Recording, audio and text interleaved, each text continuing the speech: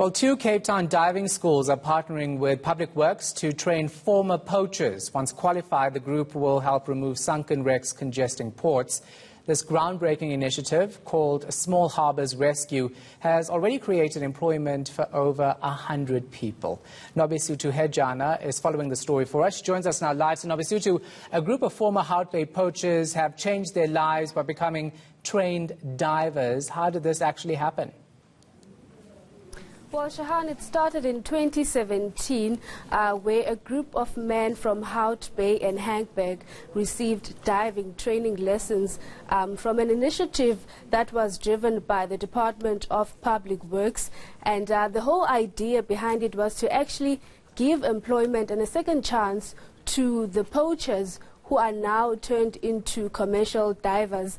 And they want to create employment to the community and eradicate the increased number of people who are actually engaged in illegal poaching. But I spoke to the Gurini Marine site manager, who actually explained the idea behind this. So let's take a listen to what he had to say.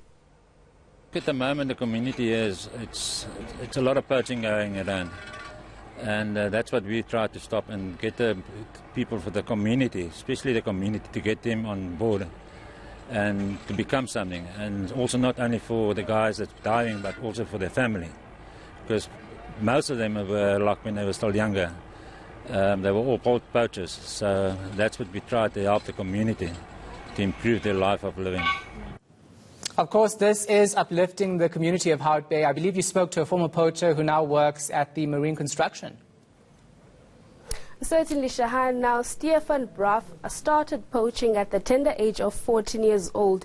And he did mention that he was caught a couple of times, including in Robben Island. But at the moment, he is now the director of a newly formed company, which is called the Dynamic Divers Services. And this is what he had to say.